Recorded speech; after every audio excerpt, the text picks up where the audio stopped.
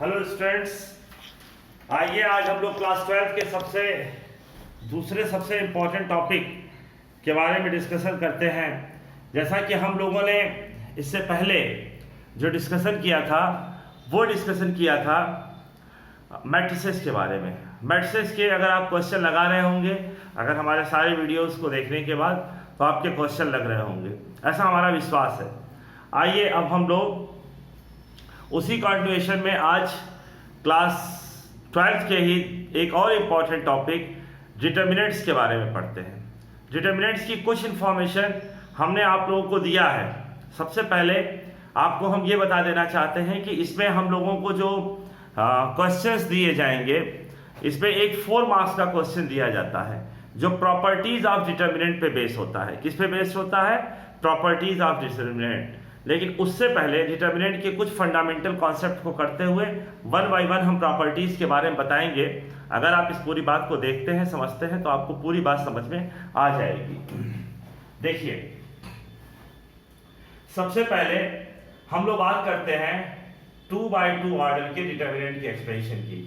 जैसे मान लीजिए अगर आपको दे दिया जाए 3, 4 और 5 और 7, तो आप देखिए, आप यहां से इसका मल्टीप्लिकेशन करेंगे तो 3 7 जा 21, और फिर इसका मल्टीप्लिकेशन करेंगे तो 5 4 जा 20।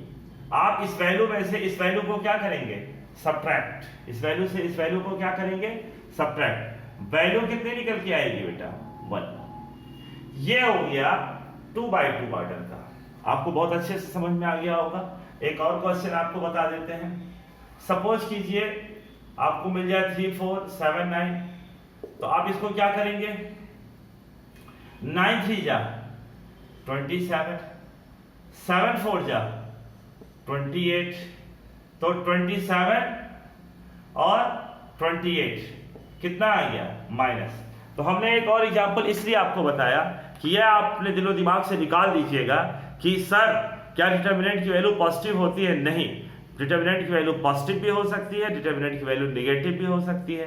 इससे कोई फर्क नहीं पड़ता है। ये सब कुछ इस बात पे डिपेंड करता है कि डिटर्मिनेंट के अंदर एलिमेंट्स के रिजल्ट्स या एलिमेंट्स की वैल्यूज क्या है।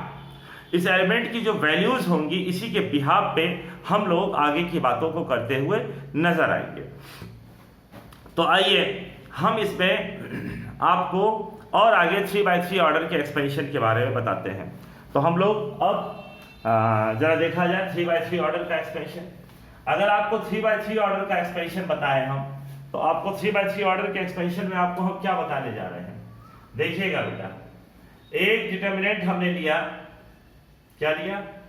यहां लिया 2 3 1 1 2 3,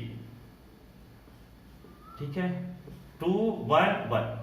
अच्छा, यहां पे बेटा इसको हम लोग क्या कहते हैं? फर्स्ट रो।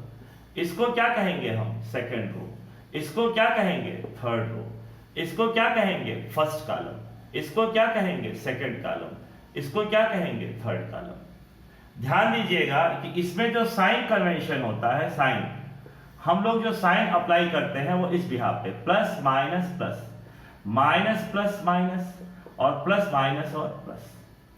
यानी अगर हमने एक्सपेंशन, ध्यान दीजिएगा बेटा, एक्सपेंशन ऑफ R1 किया, तो जरा देखो इस R1 के एक्सपेंशन में हम लोग के पास कौन है? हम लोग के पास है 2। तो इसके लिए इस 2 के लिए कौन सा साइन बेटा? पॉजिटिव। इस 3 के लिए कौन सा साइन? नेगेटिव। और इस 1 के लिए कौन सा साइन? पॉजिटिव। अब आप कहेंगे कि सर आपने जो 2 वैल्यूज लिखी हैं इसको क्या किया? ध्यान दीजिए, ये हमारा डिटर्मिनेंट किस ऑर्डर का है?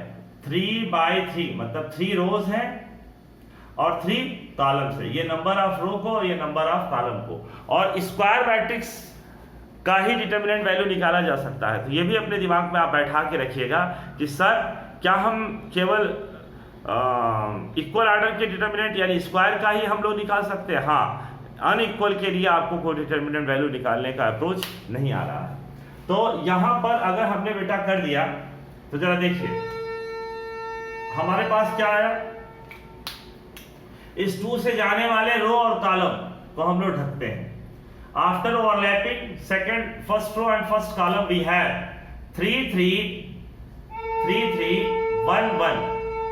After overlapping this row and this column we have 1 3 2 1 1 3 2 1 1 3 2 1। after overlapping 1 from this row and column we have 1 3 2 1 1 3 2 1 1 3 2 1। now we expand this one 2 3 1 ja 3 minus 3 minus 3 1 minus 6 1 here 1 minus 6 3 minus 3 0 here 3 minus 5 1 minus 5 so 15 minus 5 is equal to 10। now if we discuss expansion along C1 expansion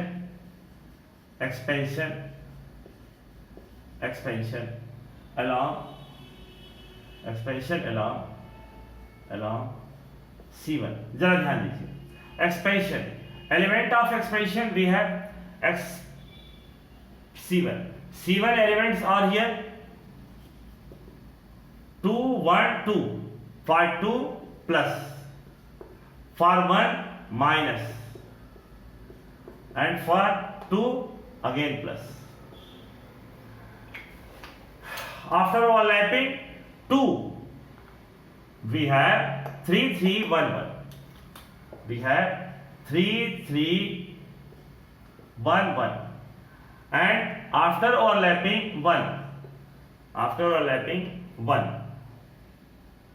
first row and second column first column and second row first column and second row then we have what then we have 3 1 1 1 3 1 1 1 3 1 1 1 after overlapping rows and column moving along 2 we have 3 1 3 3 3 1 3 1 3 3 now 2 3 1 ja 3 minus 1 3 minus 1 and plus 2 3 3 ja 9 minus 3 here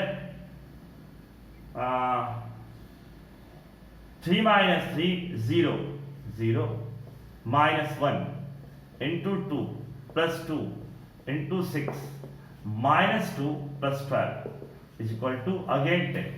it means first property of determinant is that we expand any rows or column then no change in their determinant value। इसका मतलब हम किसी रो या किसी column का expansion करें उसकी determinant value पे कोई इफेक्ट पड़ने उड़ने वाला नहीं है। वी एक्सपेंड दोज, इसको आप लिख लिया कीजिए, जैसे आप बैठते हैं हमारे साथ तो आप कॉपी लेके बैठा कीजिए। तो we expand those rows or column, we expand those rows or any rows or column then their determinant value will be unchange. मतलब अगर हम C1 का एक्सपेंशन करें, चाहे C2 का करें, चाहे C3 का करें, चाहे R1 का, चाहे R2 का, चाहे R3 का, उसकी डिटर्मिनेंट वैल्यू पे कोई फर्क नहीं पड़ता है। नेक्स्ट प्रॉपर्टी पे आते हैं हम लोग। आप चाहे तो आप पहले लिख सकते हैं, क्या लिख सकते हैं आप कि determinant value of a matrix and its transpose are always equal. Determinant value of a matrix and its transpose are always equal. चलिए हम इसको आपको समझाते हैं। हम अगर इसी क्वेश्चन की बात कर दें, सेम क्वेश्चन, हम थोड़ा समय बचाने के लिए ऐसा कर रहे हैं। चलिए इसको हम आपको समझाते हैं इसी क्वेश्चन को। सपोज कीजिए यह हम लोग के पास 3x3 ऑर्डर का एक मैट्रिक्स है। क्या है बेटा? ये 3x3 ऑर्डर का एक मैट्रिक्स है। 3x3 ऑर्डर का एक मैट्रिक्स है। मैट्रिक्स और डिटर्मिनेंट में ध्यान दीजिएगा, डिटर्मिनेंट स्ट्रेट लाइन में दिखाया जाता है और मैट्रिक्स आपका बिग ब्रैकेट में। तो डिटर्मिनेंट ऑफ ए का मतलब क्या हो जाएगा? डिटर्मिनेंट ऑफ ए का मतलब 2 3 1 और 1 3 3 और 2 1 1। अब यहां से अगर हम इसका एक्सपेंशन करेंगे तो ये आएगा। हमने इसका ट्रांसपोज कर लिया बेटा, क्या कर लिया इसका ट्रांसपोज। ट्रांसपोज की प्रॉपर्टी आप अच्छी तरह जानते हैं, क्या? First row becomes first column, it means first horizontal line becomes first vertical line, first vertical line तो 2 3 1, second horizontal line 1 3 3 becomes second vertical line 1 3 3, and third horizontal line 2 1 1 becomes 2 1 1 becomes third vertical line। तो यहां पे हमको और आपको क्या ध्यान देना है, अगर first row first column, second row second column, third row third column, it means we should always change their rows or in column और देयर कॉलम इन रोज। तो अब आप देख रहे होंगे that will be another matrix, ये एक नया मैट्रिक्स बन गया। तो आपके पास क्या है, ए ट्रांसपोज की डिटर्मिनेंट वैल्यू, ए ट्रांसपोज की डिटर्मिनेंट वैल्यू तो 2 1 2 3 3 1 1 3 1। हियर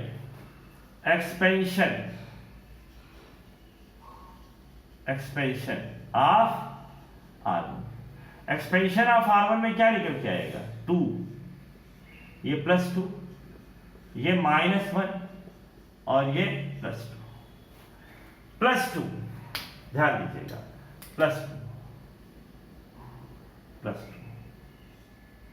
-1 +2 3 1 3 1 3 1 3 1 3 1 3 1। हियर -1, ये प्लस माइनस आपको समझ में आ रहा होगा, रूल हमेशा ये रहेगा plus minus plus minus plus minus and plus minus plus. तो from one row and column 3 1 1 1 3 1 3 1 1 1 2 रो और column 3 3 1 3 3 3 1 3, here 2 2 3 -3 -1 3 -1 +2 9 -3 3 2 0 -1 2 2 and 6 0 -2 +12 10। Here also 10, here also 10. It means determinant value of matrix is equal to determinant value of its transpose and both are equal। तो हम लोग के पास second property क्या है बेटा, कि किसी रो किसी मैट्रिक्स का अगर हम ट्रांसपोज कर देते हैं तो उस मैट्रिक्स की डिटर्मिनेंट वैल्यू और उसके ट्रांसपोज की डिटर्मिनेंट वैल्यू इक्वल होती है। Now we discuss two properties of determinant. आते हैं अब हम लोग नेक्स्ट प्रॉपर्टी पे। आफ्टर एडिंग, आप लिखते रहिए हमारे साथ, after adding or subtracting two or more, after adding or subtracting two or more rows or columns, rows or columns, rows or columns, rows bracket में or columns, columns, to rows or columns, their determinant value will be unchanged। तो उसकी determinant value क्या होती है, unchange. उसकी determinant value कोई फर्क पड़ने वाला नहीं है। आपको हम एक छोटे से एग्जांपल से इस बात को समझाते हैं। देखिए आप जरा ध्यान से,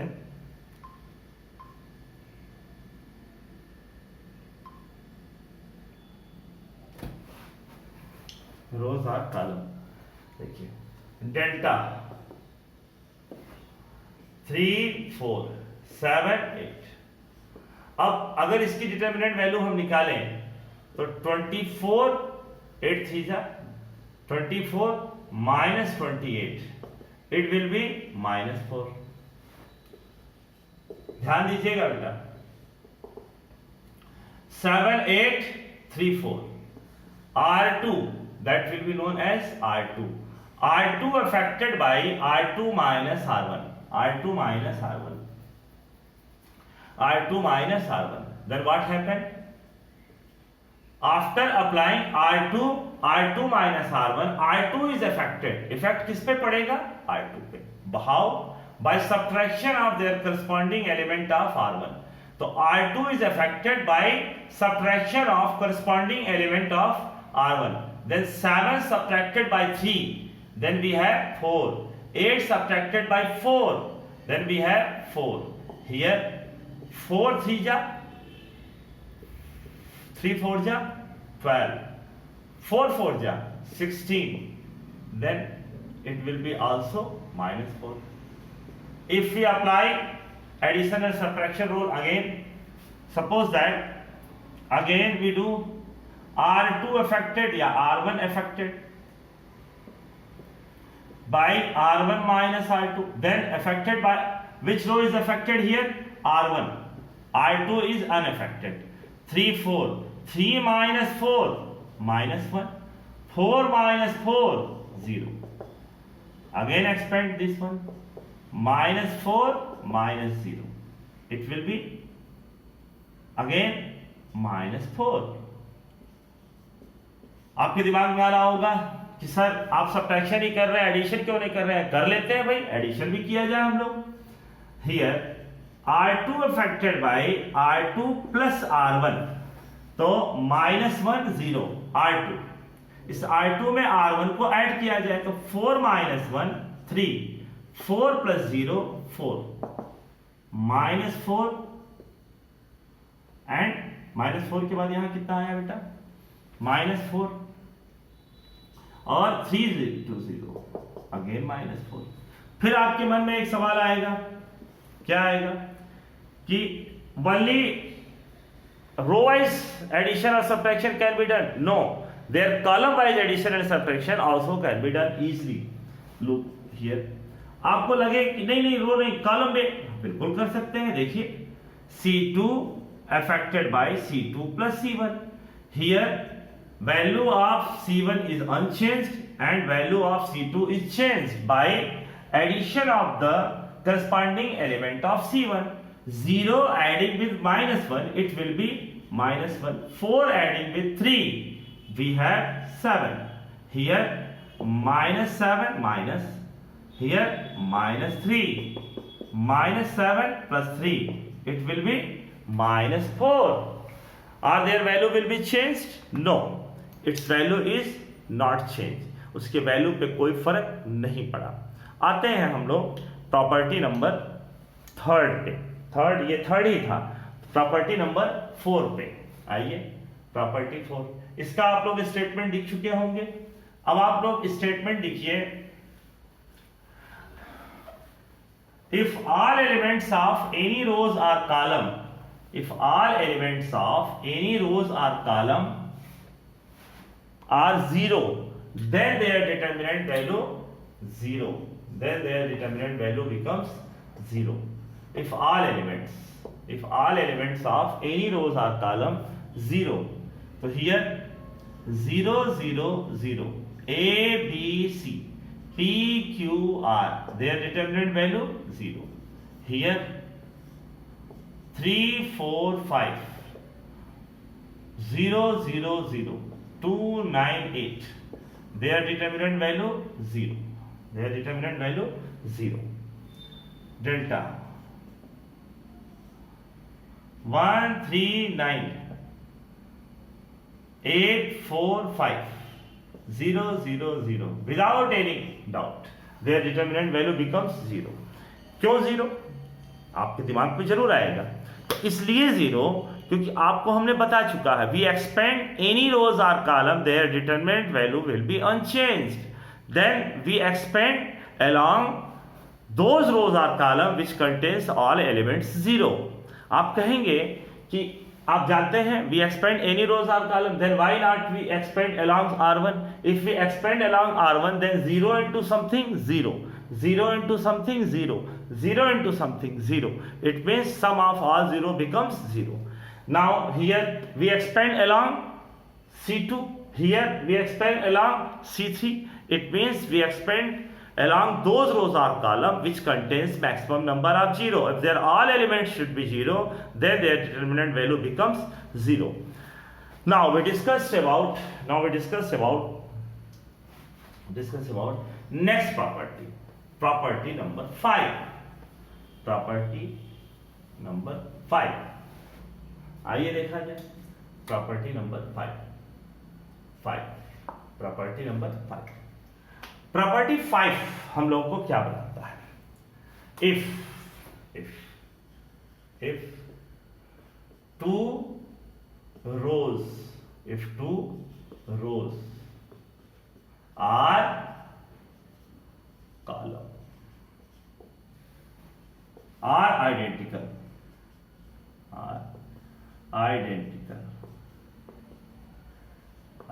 then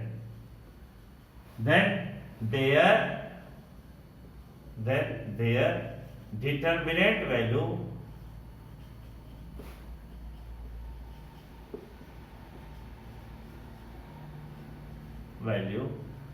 becomes 0. Then their determinant value becomes 0. If all elements of any rows or column,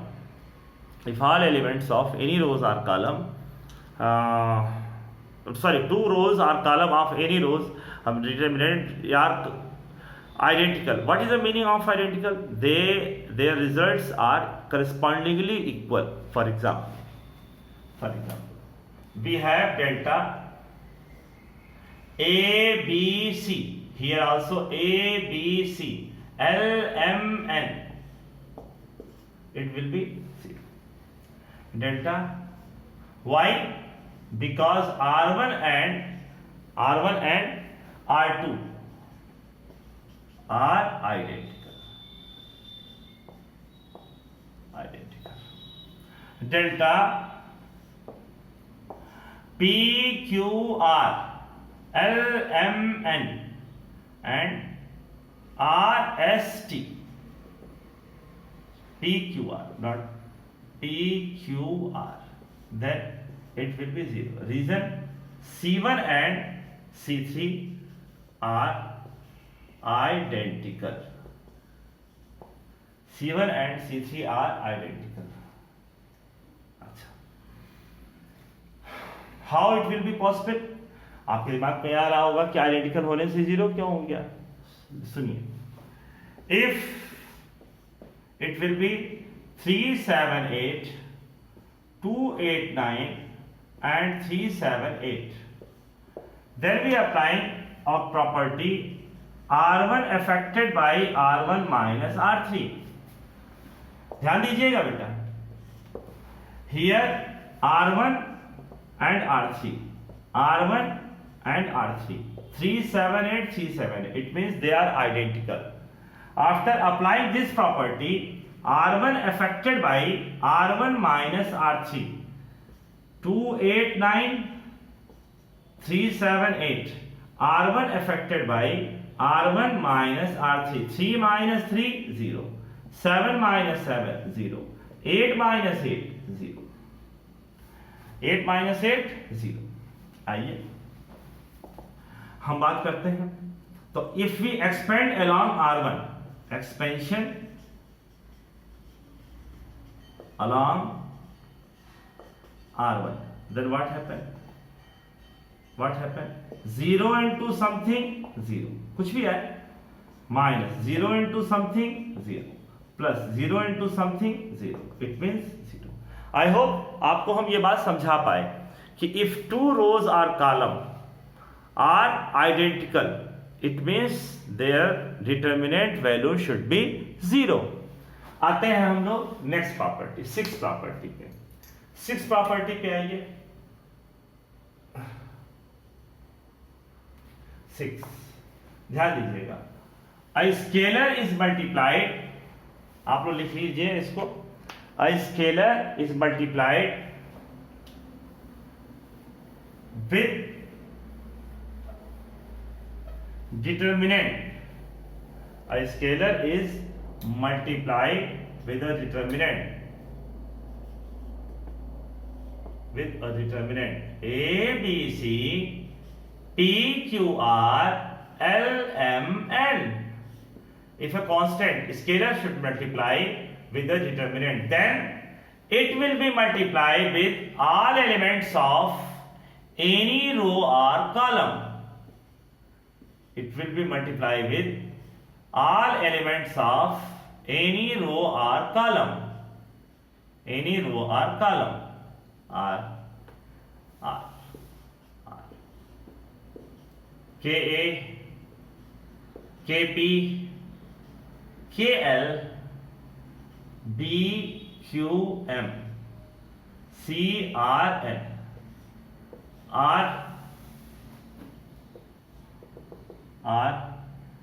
APL,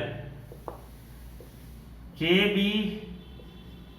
KQ, KM, CRN,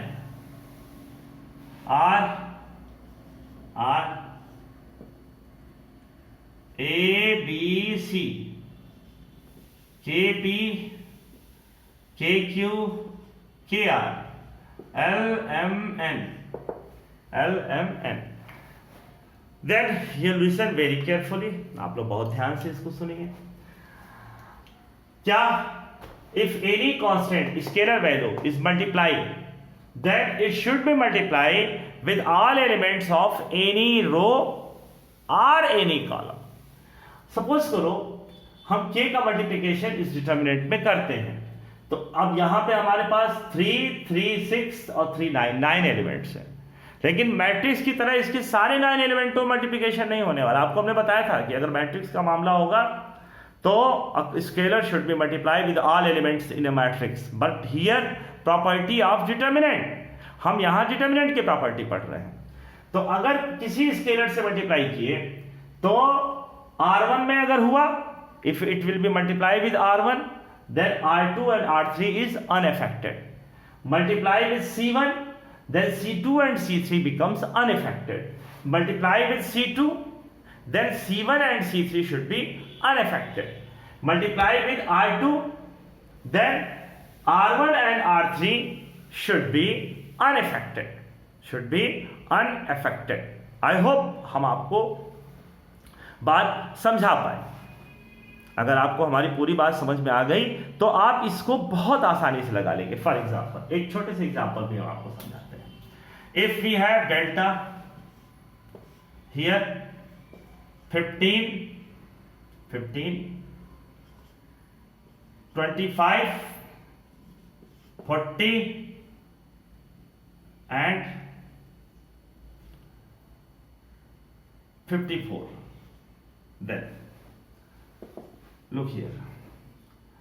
Here 5 is common from R1.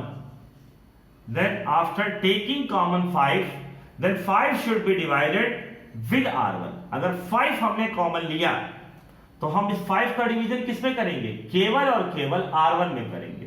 तो 5 3 जा और 5 5 जा, 54 और 40 अनचेंज रहेगा. You should take 2 common from R2. Then this 2 should be multiplied with only R2. It becomes 27 and 20. If you multiply 3 from C1, then it should be divided 1 and 9. Here 5 is also common. Here 5 is also common from C2. 1 and 4. 150, 4 minus 9, then 150 minus 5, 750. I think ये बात आपको समझ में आ गई. Actually this property should be used to take common from row or column. Why? Because after taking common any constant or any scalar value from any rows or column, their whole result or simplification, their expansion are convenient, easily and so much comfortable for us. That's why this property is used taking common a scalar from their determinant. हम लोग उसके determinant से किसी scalar को common लेने का use करते हैं. Now we next discuss about the next property. Now we discuss about the next property. Next property पे आते हैं. अभी देखते हैं क्या है नेक्स्ट प्रॉपर्टी हम लोग के पास. नेक्स्ट प्रॉपर्टी हम लोग के पास ये है. ऐसा करते हैं कि जितना हमने आपको बताया है इस प्रॉपर्टी के बिहाफ पे हम आज की क्लास को यहाँ पे रोकते हैं. फिर हम अपने नेक्स्ट वीडियो में आपको और प्रॉपर्टियों के साथ डिस्कशन करेंगे.